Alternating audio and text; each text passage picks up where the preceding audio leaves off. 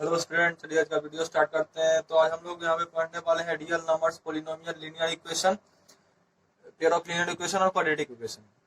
ये चार ऐसे चैप्टर है जो एक दूसरे से मतलब मिले जुले लगते हैं और मतलब एक साथ अगर इसको पढ़ा जाए तो अच्छा से हो जाए। तो इसका हम लोग टोटल थ्योरी आज कवर करेंगे और एक और वीडियो हम लोग का आएगा नेक्स्ट वीडियो, जिसमें हम लोग इसका टोटल टॉपिक वाइज हम लोग क्वेश्चन करेंगे।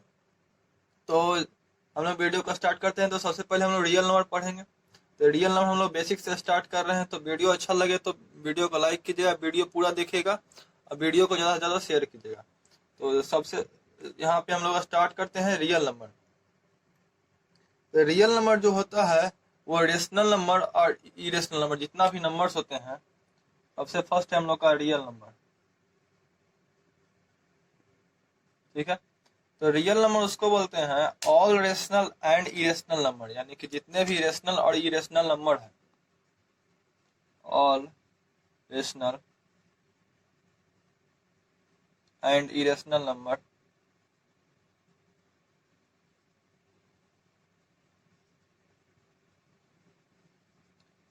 जितने भी इरेशनल नंबर और इरेशनल नंबर है उसको हम लोग क्या बोलते हैं, real number, are called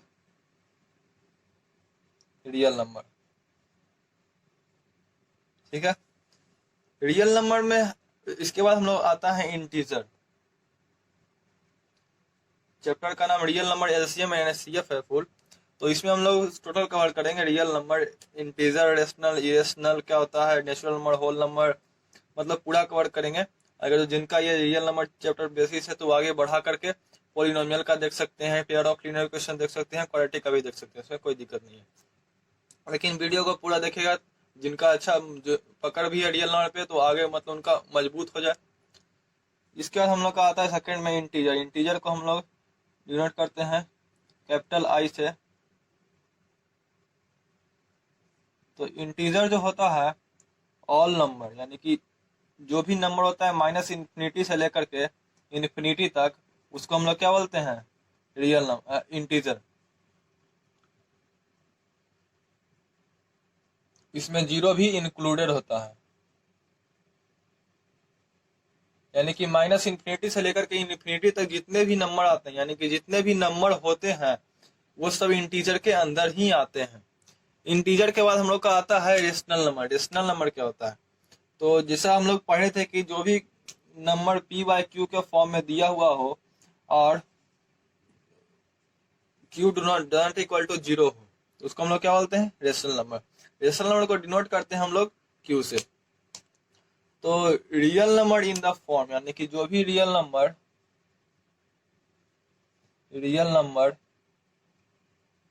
in the form of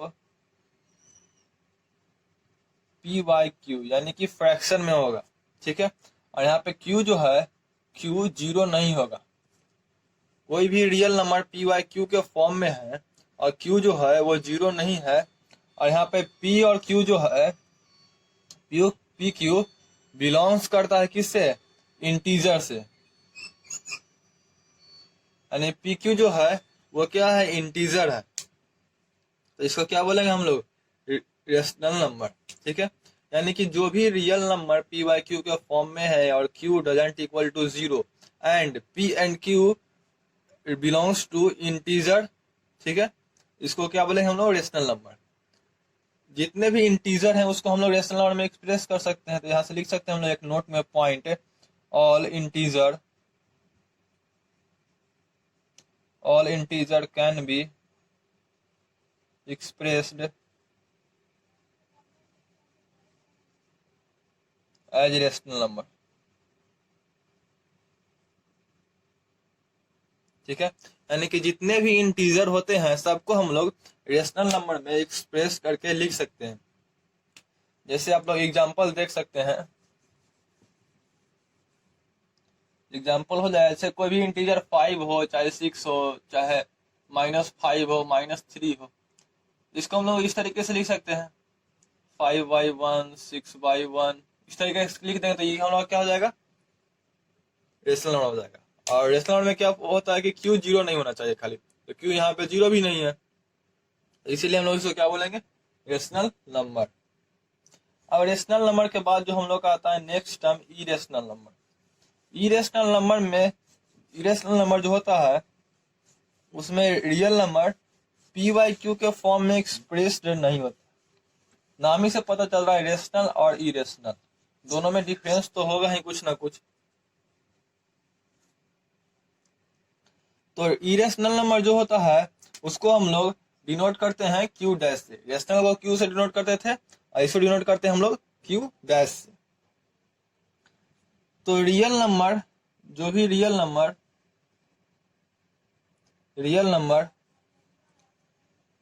which cannot be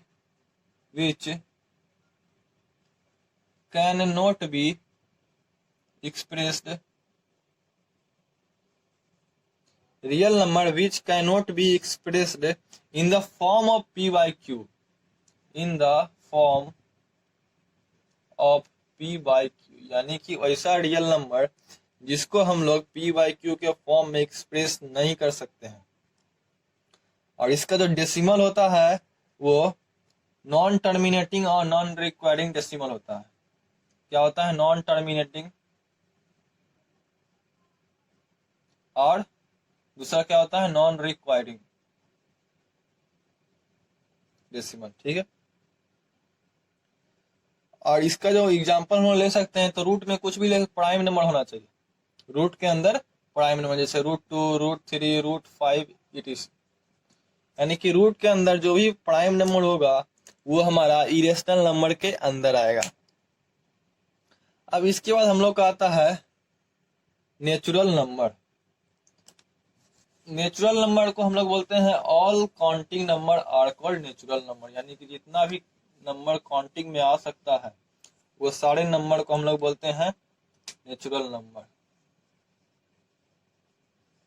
natural number,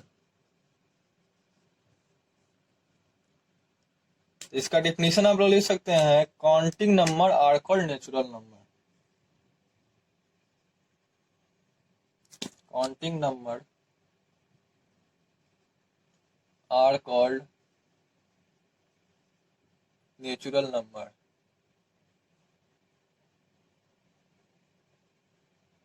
ठीक है, counting number are called natural number.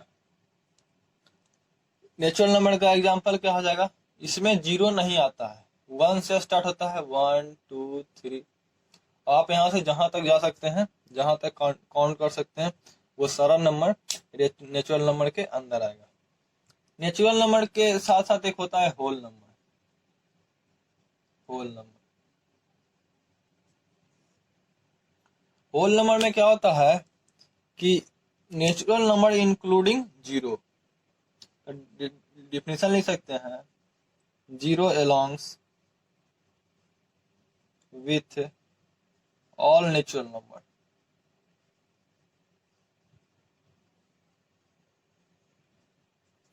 Zero alongs with all natural number are called whole number. इसका एग्जांपल हो जाएगा 0 1 2 3, यानी कि जीरो के साथ साथ जितने भी नेचुरल नंबर है सब होल नंबर के अंदर ही आएंगे। ठीक है, तो ये था हम लोग का रियल नंबर का कुछ। अब हम लोग चलते हैं, इसी में चलेंगे, इवन नंबर देखेंगे, ऑड नंबर देखेंगे। तो जैसे कि ये सब कॉमन चीज है, ये सब सबको आना चाहिए। और इस बार जो 2020 में जो एग्जाम हो रहा है उसमें से 33% सिलेबस जो है वो सारे विषय का कम कर दिया गया है। तो इसमें डिवीजन एल्गोरिथम लीमा जो है वो आप लोग का नहीं आ रहा है, तो सिर्फ प्राइम फैक्टराइजेशन मेथड वाला जो होता है सिर्फ उस पर आप लोगों को काम करना होगा। डिवीजन मेथड हटा दिया गया है। तो प्राइम फैक्टराइजेशन मेथड तो बहुत सिंपल है। तो चलिए यहाँ पे सबसे पहला हम लोग देखते हैं इवन नंबर। इवन नंबर क्या होता है? नेचुरल नंबर, यानी कि जो भी नेचुरल नंबर है ऑफ द फॉर्म 2n, यानी कि जो भी नेचुरल नंबर 2n के फॉर्म में दिया हुआ होगा उसको हम लोग बोलते हैं इवन नंबर। एग्जाम्पल के तौर पे हम लोग देख सकते हैं 2 4 6 8 10 12। अब देखिए यहाँ पे 2 जो है, 2 को यहाँ पे n को 1 मान लेंगे तो हम लोग का 2 आ जाएगा। ठीक है, 2 मल्टीप्लाई, एन को 2 मानेंगे तो 4 आ जाएगा, एन को 3 मानेंगे तो 6 आ जाएगा, एन को 4 मानेंगे तो 8 आ जाएगा। यानी कि इस तरीके से बढ़ते जाएगा। एन 2 ही रहेगा, इसके अलावा जो भी हम लोग नंबर पुट करेंगे वो जितना भी हम लोग को नंबर आएगा सब किस में आएगा, इवन नंबर में। ठीक है, ये हो गया हम लोग का इवन नंबर। इवन नंबर के बाद हम लोग का आता है ऑड नंबर। ऑड नंबर क्या होता है, इवन के बाद है ऑड। ऑड नंबर जो होता है, जो भी नेचुरल नंबर, जो भी नेचुरल नंबर इसके फॉर्म में हो, 2n-1 के फॉर्म में हो, जो भी नेचुरल नंबर 2n-1 के फॉर्म में दिया हुआ हो उसको हम लोग बोलते हैं ऑड नंबर। इसका एग्जांपल हो गया 1, 3, 5। देखिए यहाँ पे 1 आ रहा है तो 2n-1, यहाँ पे n को 1 पुट करेंगे तो 2 मल्टीप्लाई 1-1 तो 2-1 1। अब यहाँ पे हम लोग 2n+1 काहे नहीं किए, क्योंकि 2n+1 करते तो हम लोग को यहाँ पे 1 वाला जो था वो हम लोग को नहीं मिल पाता। 2n+1 से 3 मिल जाता हम लोग को, लेकिन 1 नहीं मिल पाता। ठीक है, इसीलिए हम लोग 2n+1 नहीं करते हैं।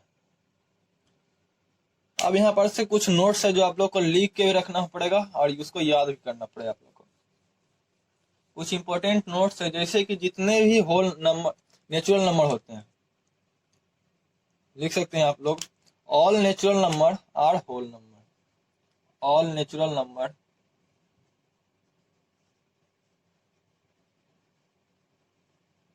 Are whole number. All natural number are called whole number. ठीक है, उसके बाद फिर सेकेंड नोट्स है, ऑल होल नंबर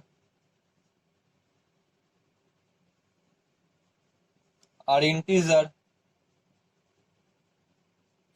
देखिए जितने भी नेचुरल नंबर है वो होल नंबर के अंदर आ सकते हैं, लेकिन ऑल होल नंबर और आर कॉल्ड नेचुरल नंबर हम लोग नहीं बोल सकते हैं, क्योंकि होल नंबर में 0 आता है और नेचुरल नंबर में 0 इंक्लूडेड नहीं होता है। All whole number are integer इसलिए है कि जितने भी होल नंबर है वो इंटीजर में आते हैं, क्योंकि इंटीजर जितने भी मतलब काउंटिंग नंबर है, जो भी जितने भी नंबर है -∞ से लेकर +∞ तक जितने भी नंबर आते हैं सब इंटीजर के अंदर आते हैं। उसके बाद एक और पॉइंट है यहाँ पे, all integer are rational number. Rational number Q से लिख देते हैं हम, all integer are rational number और ऑल रेशनल नंबर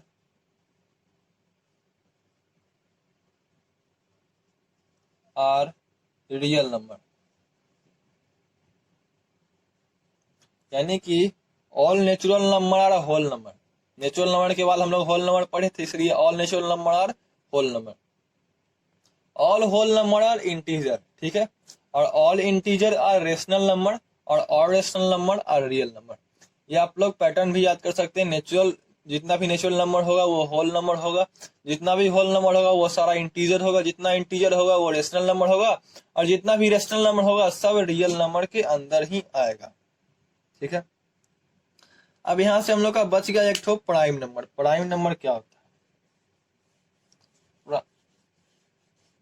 सारा तो हम लोग देख लिए, नेचुरल नंबर देख लिए, होल नंबर देख लिए, रियल नंबर देख लिए, इंटीजर, रेशनल, इरेशनल सब देख लिए। अब एक है प्राइम नंबर।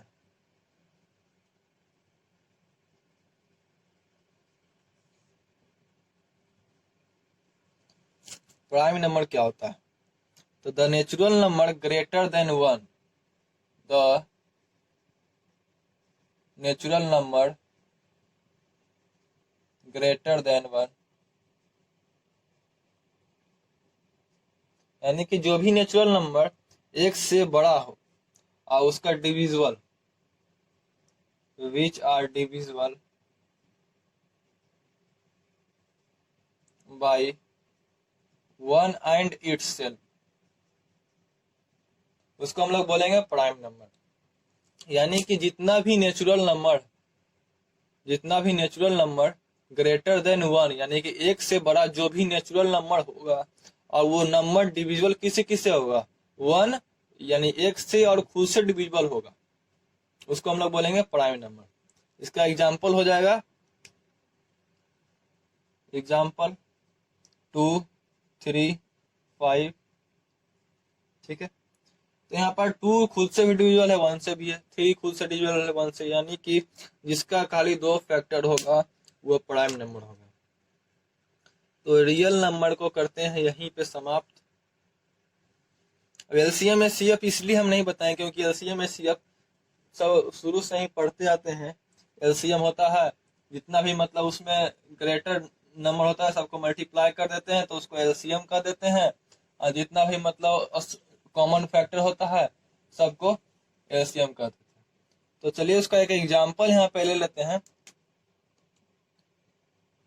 इसे एक क्वेश्चन है, find HCF and LCM of 96, 24 और 36। इसका LCM और HCF हम लोग को निकालना है, फाइंड करना है। तो इसको फाइंड करते हैं हम लोग। तो सबसे पहले हम लोग को यहाँ पे क्या करना है, डिवीजन मेथड नहीं लगाना है, सीधा प्राइम फैक्टराइजेशन से सॉल्व करना है। 96 को प्राइम फैक्टर करना है, 24 को और 36 को, ठीक है। तो 2 टाइम्स में 48, 2 टाइम्स 24, 12, 6 और 3, 2 टाइम्स में 12, 2 टाइम्स 6, 2 टाइम्स 3, ठीक है। 2 टाइम्स 18, 2 टाइम्स 9, 3 टाइम्स 3। अब जो हम लोग को ये आ गया है इसको हम लोग को अलग अलग करके लिख लेना है। कैसे? तो 96 का पहले हम लोग लिख लेंगे 2 multiply 2 multiply 2 multiply 2 multiply 2 multiply 3, 1 2 3 4 5, यानी कि 5 2 है 1 3, 2 3 4 5, ठीक है। अब यहाँ पे हम लोग 24 का लिख लेंगे, 36 का भी लिख लेंगे, ठीक है। तो इसमें जो 2 का पावर है वो 5 है और 3 की पावर 1, 2 की पावर 3 की पावर 1, 2 की पावर 2, 3 की पावर 2। अब एलसीएम क्या बोलता है कि ये जो भी आप लोग प्राइम फैक्टर करके हम लोग जो भी निकाले प्राइम फैक्टराइजेशन मेथड से, उसमें जो जो हाईएस्ट पावर होगा उसको निकाल देना है। तो इसमें देखिए नंबर तो 2 ही आया है, एक 2 है और एक 3 है, ठीक। तो इसमें करेंगे क्या, 2 और 3 का जो जो हाईएस्ट पावर है उसको हटा देंगे, बाकी का कोई काम नहीं। तो यहाँ पे इसको और इसको मल्टीप्लाई कर देंगे, तो यहाँ से एलसीएम हम लोग का आ जाएगा 2 की पावर 5 मल्टीप्लाई 3 की पावर 2, एलसीएम का कम खत्म। अब एचसीएफ बोलता है कि जो भी कॉमन टर्म है इसमें, जो भी कॉमन टर्म है, तो कॉमन तो इसमें एक ये हो गया, तीनों में जो कॉमन हो, एक ये हो गया और फिर एक 3 हो गया, इतना ही कॉमन है। तो ये हम लोग का हो जाएगा एचसीएफ। यहाँ से हम लोग क्या लिखेंगे, HCF is equal to 2 multiply 2 multiply 3, यानी 2 2 जा 4 और 3 जा 12। तो ये आ गया हम लोग का एचसीएफ और वो हो गया हम लोग का एलसीएम, ठीक है। तो अगर जो आप लोग को रियल नंबर में कोई भी डाउट हो तो आप लोग कमेंट कर सकते हैं इसमें, ठीक है। और इसका जो आप क्वेश्चन चाहते हैं कि आपको क्वेश्चन मिल सके तो आप लोग हमारे टेलीग्राम ग्रुप में ज्वाइन हो जाइए। टेलीग्राम ग्रुप का लिंक डिस्क्रिप्शन में दिया हुआ है, वहां से जाकर के आप ज्वाइन हो सकते हैं। और वहां पे आप लोग को पर डे का डीपीपी मिलता है, तो वहां पे आप जाकर डीपीपी सॉल्व कर सकते हैं। इसका नोट्स चाहिए तो नोट्स आप लोग को डिस्क्रिप्शन में मिल जाएगा, जब 1000 लाइक्स पूरा हो जाएगा तो। ऐसे नोट्स तो आप खुद का बनाए तो अच्छा रहेगा। अब रियल नंबर तो हम लोग का हो गया, रियल नंबर का काम खत्म। अब आते हैं हम लोग पोलिनोमियल। तो पोलिनोमियल जो होता है वो, पोलिनोमियल का जो मतलब होता है वो मेनी टर्म्स होता है। पॉली का मतलब होता है यहाँ पे मेनी, और नोमियल का मतलब होता है टर्म्स। टोटल हो गया मेनी टर्म्स, यानी कि बहुत सारा टर्म से मिलके जो नंबर बनता है उसको हम लोग बोलते हैं पॉलिनोमियल। ठीक है, तो इसका डिफिनीशन कैसे लिखेंगे हम लोग? तो a polynomial is made up of term that are only added, subtracted और मल्टीप्लिकेशन। यानी कि पॉलिनोमियल किस तरीके से बनता है?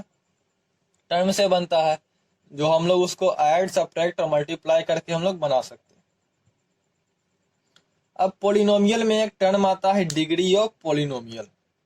ठीक है, पॉलिनोमियल का जो डिग्री होता है वो कैसे हम लोग देखते हैं। ये था पॉलिनोमियल का डिफिनीशन, आप लोग लिख सकते हैं। ऐसे डिफिनीशन तो कहीं पूछेगा नहीं, सब जगह क्वेश्चन पूछता है पॉलिनोमियल का। तो डिग्री क्या होता है? तो जो भी एक्सप्रेशन आप लोग को दिया हो रहेगा, चाहे क्वाड्रेटिक हो, बाय क्वाड्रेटिक हो, कांस्टेंट पॉलिनोमियल, लीनियर पॉलिनोमियल, किसी का भी एक्सप्रेशन दिया हो रहेगा, उसका जो वेरिएबल होगा पॉलिनोमियल के अंदर, जो वेरिएबल होगा हाईएस्ट कंपोनेंट, उसका जो पावर होगा उसको डिग्री कहते हैं। जैसे एग्जांपल के 3x² + 4, यहाँ पे इसका जो डिग्री हो जाएगा वो 2 हो जाएगा। इसका डिफिनीशन चाहते हैं लिखना तो ऐसे लिख सकते हैं, the highest exponent of the variable in the polynomial is the degree of polynomial. ठीक है, अब पॉलिनोमियल का जो डिग्री होता है वो क्या क्या होता है? 1 होता है, 2 होता है, 3। 1 होगा तो क्या हो जाएगा? लीनियर हो जाएगा। 2 हो जाएगा तो क्वाड्रेटिक हो जाएगा, और 3 है तो क्यूबिक, 4 है तो बाय क्वाड्रेटिक। इसका आगे जानना नहीं है। 0 है तो जीरो पॉलिनोमियल।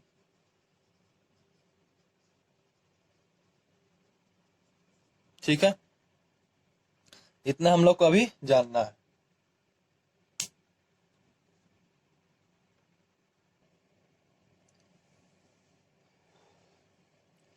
तो डिग्री ऑफ पॉलिनोमियल हम लोग देख लिए। अब चलते हैं हम लोग डायरेक्ट यहाँ से टाइप्स ऑफ पॉलिनोमियल पे। आप लोग जल्दी जल्दी नोट कर सकते हैं तो नोट कर लीजिए, तो पॉज करके तो नोट कर सकते हैं आप लोग। कोशिश कीजिए कि नोट्स साथ साथ बनाते चले, ये शॉर्ट नोट की तरह आपका काम करेगा। तो हम लोग का है types of polynomial. Types of polynomial, polynomial में 4 तरह का होता है। पहला कांस्टेंट पॉलिनोमियल। कांस्टेंट पॉलिनोमियल में पॉलिनोमियल का डिग्री क्या होगा? 0 होगा। इसको लिखेंगे कैसे? p of x equal to के। सेकेंड नंबर है लीनियर पॉलिनोमियल।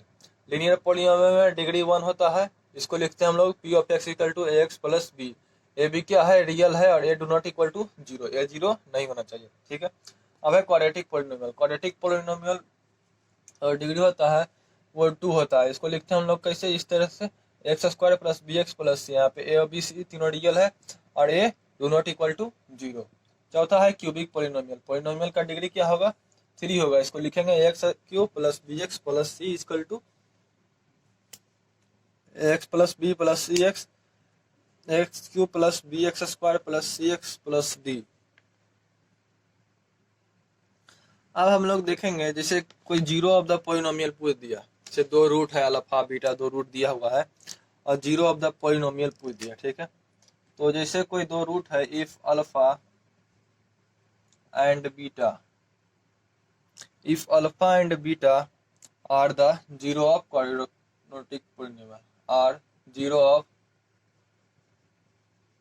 क्वाड्रेटिक पॉलिनोमियल कैसे लिखते हैं? x² + bx + तो अगर जो सम ऑफ 0 पूछेगा, यानी कि अल्फा प्लस बीटा, ये होता है minus coefficient of x divided by coefficient of x²। Minus का coefficient of x divided by coefficient of x²। इसको लिखते हैं कैसे हम लोग? -b/a। कोफिशिएंट ऑफ x क्या है? b। Coefficient of X square क्या है, ए, इसको लिखेंगे कैसे हम लोग, माइनस बी अपॉन ए। अगर जो प्रोडक्ट पूछ दिया, प्रोडक्ट जब पूछेगा तो यानी कि अल्फा इंटू बीटा, तो ये होता है constant term deficient of X square. इसको लिखते हैं कैसे हम लोग, सी अपॉन ए। ये था कौन सा, क्वाड्रेटिक पोलिनोमियल का। अब अगर जो क्यूबिक का पूछ देगा, अब क्यूबिक का अगर जो पूछता है अल्फा बीटा और किसका, गामा का, क्यूबिक पोलिनोमियल कैसे लिखते हैं, एस cube plus B x square plus c x plus d. तो सम ऑफ जीरो जब पूछेगा तो alpha plus beta plus gamma का, तो alpha plus beta plus gamma का सम ऑफ जीरो क्या चीज हो जाएगा, यहाँ पे हल्का सा चेंज आएगा बस। यहाँ पे coefficient of minus of coefficient of X square divided by coefficient of x cube, ये सेम टू सेम रहेगा माइनस का बी अपॉन ए। अब प्रोडक्ट पूछ दिया alpha into beta into gamma, तो ये भी होता है constant term upon coefficient of x Q. यहाँ पे कांस्टेंट टर्म क्या है हम लोग का, डी, तो ये हो जाता है हम लोग का डी अपॉन ए, माइनस का डी अपॉन ए, कांस्टेंट टर्म माइनस में होता है, ठीक है। तो इस तरीके से हम लोग का पोलिनोमियल भी होता है समाप्त। तो पोलिनोमियल के बाद हम लोग का आता है नेक्स्ट लीनियर इक्वेशन। तो हम लोग का नेक्स्ट है pair of linear equation in two variable. Linear equation में सबसे पहले हम लोग जो चीज पढ़ते हैं वो है अलजेब्रिक एक्सप्रेशन। सबसे फर्स्ट है हम लोग का अलजेब्रिक एक्सप्रेशन।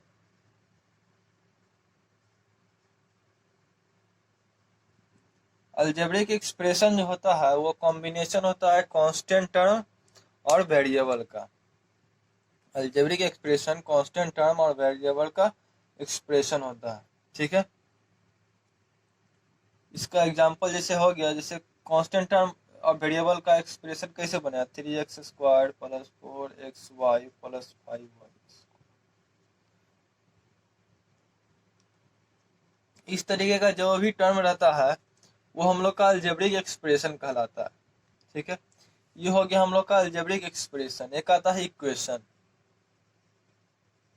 इक्वेशन कब बनता है, जब किसी भी एक्सप्रेशन, कोई भी एक्सप्रेशन लिखा हुआ है और उसके इक्वल टू में जब जीरो डाल दिया जाए, इक्वल टू जीरो करके, तो वो चीज बनता है हम लोग का इक्वेशन। और ये हम लोग का क्या बन गया, expression.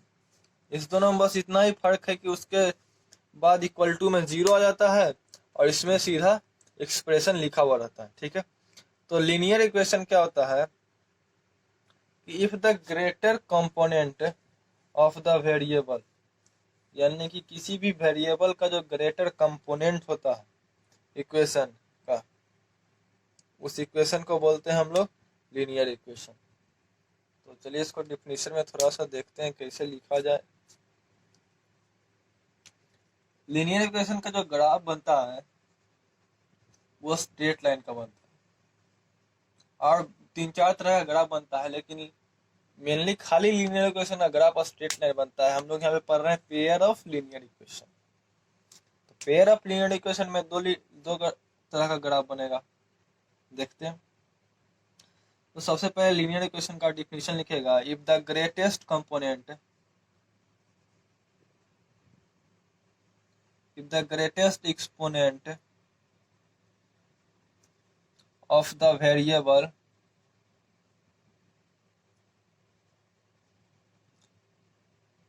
in the equation is in the equation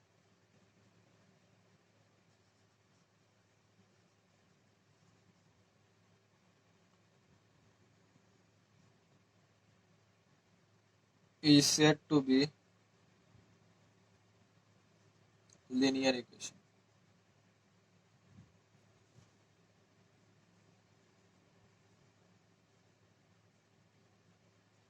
ठीक है। तो जो पेयर ऑफ लीनियर इक्वेशन का ग्राफ बनता है वो दो वेरिएबल को रिप्रेजेंट करता है, यानी कि जब दो वेरिएबल होगा तो लाइंस भी दो बनेंगे। वेरिएबल्स कब होता है, एक्स वाई जेड वेरिएबल्स होता है, तो दो वेरिएबल है तो एक्स वाई होगा या एक्स जेड होगा, तो दो लाइंस भी यहाँ पे बनने चाहिए। ठीक है, तो ग्राफ ऑफ लीनियर इक्वेशन में हम लोग देखेंगे,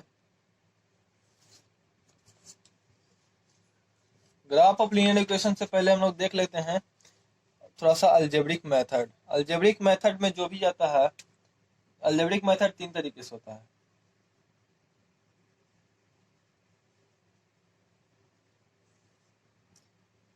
ये जो चैप्टर है ना, ये जितना क्वेश्चन कीजिएगा उतना क्लियर होगा। अलजेब्रिक मेथड में आता है सबसे पहले सब्स्टिट्यूशन मेथड, सेकेंड है इलिमिनेशन, और थर्ड है क्रॉस मल्टीप्लिकेशन, जो कि इस साल नहीं आ रहा है आप लोग का।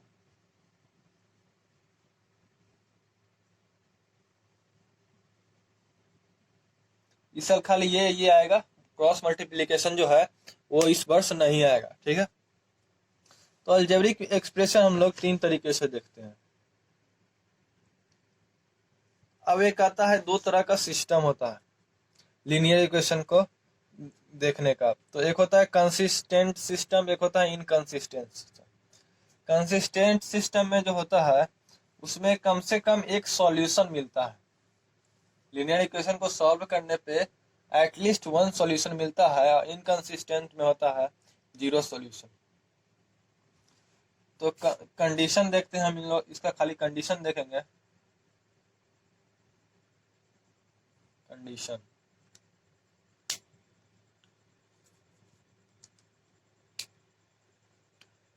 तो जैसे कि लेट टू इक्वेशन, दो इक्वेशन हम लोग को दे दिया, let the two equation. First equation है ax1 plus by1 plus c1 equal to 0। a1 x है, b1 y है। ठीक है, सेकेंड है a2x plus b2 y plus c2 equal to. अब अगर जो यहाँ पे a1 divided by a2 doesn't equal to b1 divided by b2 है, यानी कि इस तरीके का जब होगा, यहाँ पे ग्राफ बनेगा इंटरसेक्टिंग लाइन का। ठीक है, यहाँ पे हम लोग को यूनिक सॉल्यूशन मिलता है, यूनिक सॉल्यूशन। और इसका जो सॉल्यूशन होता है वो कंसिस्टेंट होता है, यानी कि कम से कंसिस्टेंट का मतलब ही होता है कि इसमें कम से कम एक सॉल्यूशन होना चाहिए, एटलीस्ट वन सॉल्यूशन। इसके बाद सेकेंड है हम लोग का कि a1 by a2 is equal to b1 by b2 doesn't equal to c1 by c2। इसका ग्राफ बनता है पैरेलल लाइन का। यहाँ पे हम लोग को सॉल्यूशन नहीं मिलता, नो सॉल्यूशन। सॉल्यूशन कब मिलेगा, जब लाइन इंटरसेक्ट करेगा, ठीक है, या कोइंसिडेंट होगा। और यहाँ पे जो कंडीशन लागू होता है वो होता है इनकंसिस्टेंट।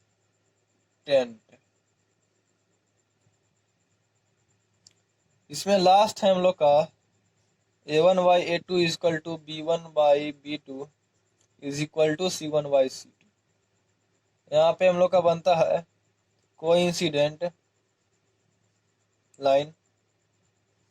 ठीक है, यहाँ पे सॉल्यूशन हम लोग को इन्फिनिटी मिलता है, इन्फिनिटी सॉल्यूशन, और ये कंसिस्टेंट कंडीशन पे काम करता है।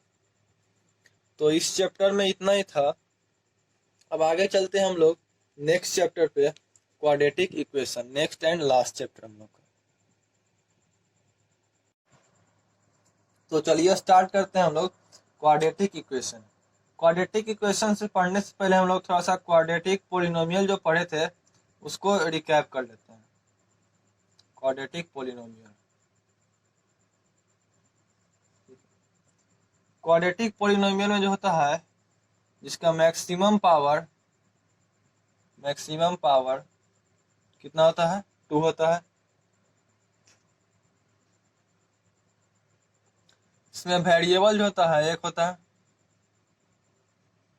ठीक है।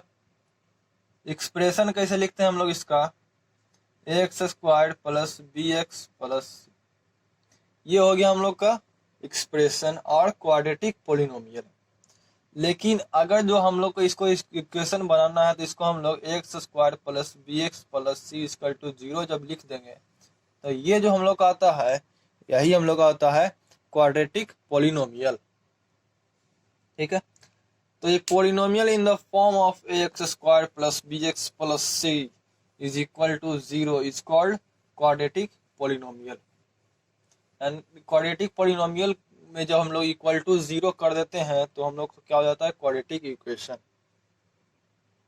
ठीक है, तो क्वाड्रेटिक इक्वेशन में अगर जो बोल दिया कि कोई रियल रूट है, a real roots alpha is said to be a root of quadratic equation